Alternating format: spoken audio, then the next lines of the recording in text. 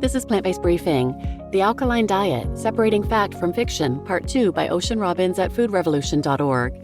And I'm Marian Erickson. This is the Plant-Based Podcast where I curate and narrate a variety of articles with permission on plant-based and vegan topics in about 10 minutes or less every weekday. And today's article was longer than that, so it's a two-parter.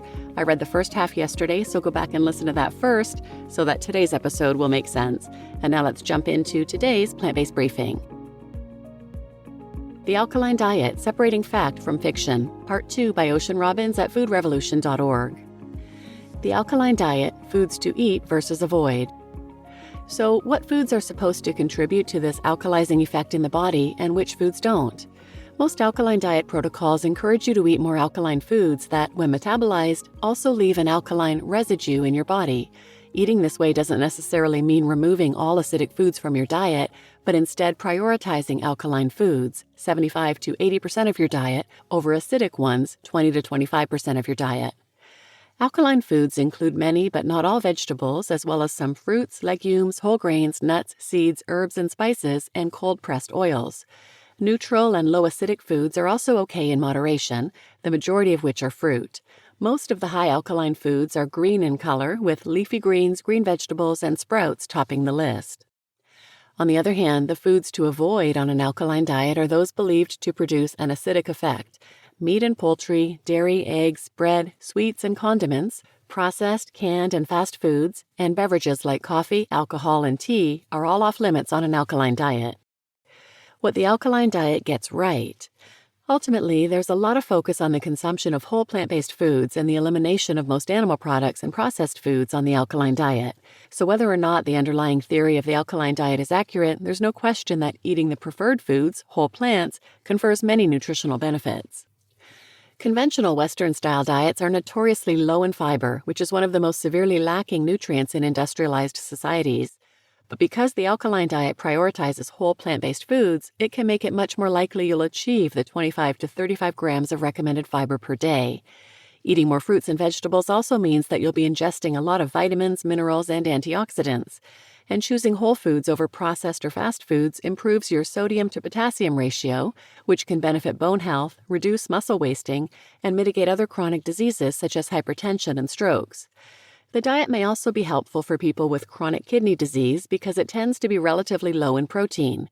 One systematic review showed evidence that the inclusion of alkaline-producing fruits and vegetables or a vegetarian diet low in acid-producing protein or animal products can slow kidney disease by reducing metabolic acidosis. In effect, the alkaline diet can be a perfectly healthy eating pattern for many people because it's predominantly a plant-based one. What the alkaline diet gets wrong. Food affecting blood pH.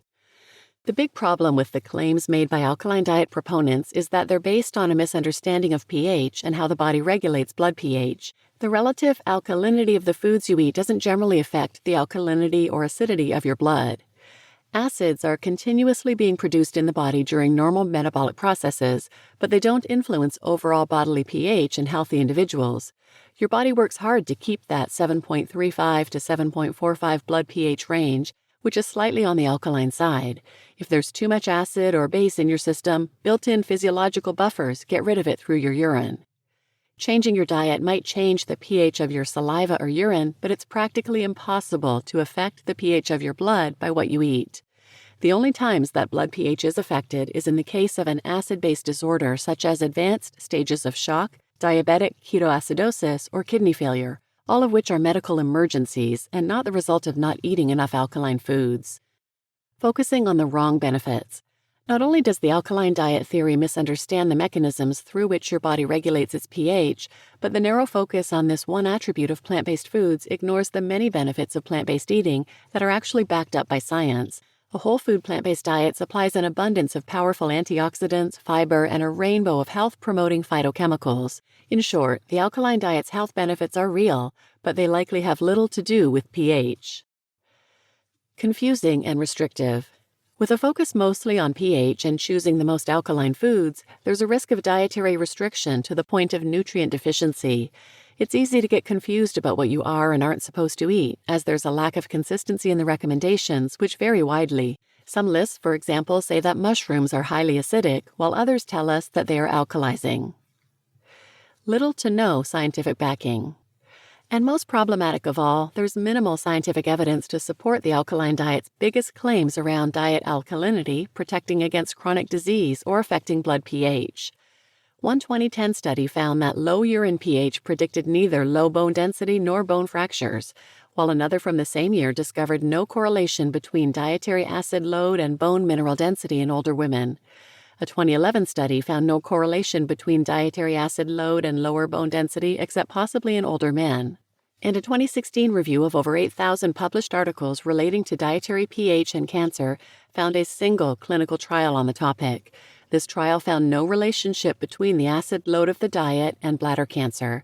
The researchers concluded, despite the promotion of the alkaline diet and alkaline water by the media and salespeople, there is almost no actual research to either support or disprove these ideas.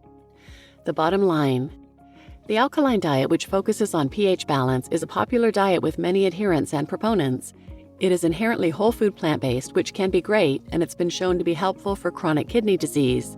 But beyond that, there's little to no scientific evidence to support its other health claims. In fact, it's likely that its benefits have more to do with all of the known advantages that come with a whole food plant-based diet that steers clear of added sugars, highly processed foods, and animal products. You just listened to The Alkaline Diet: Separating Fact from Fiction, Part 2 by Ocean Robbins at foodrevolution.org. And I'm your host, Marian Erickson. This is one I didn't know really anything about. I know there was a big surge of people I knew buying alkaline water a few years back, but I'd never looked into it, so I found this article interesting, and I hope you did as well. Please share this episode with anyone who might benefit, and thanks for listening.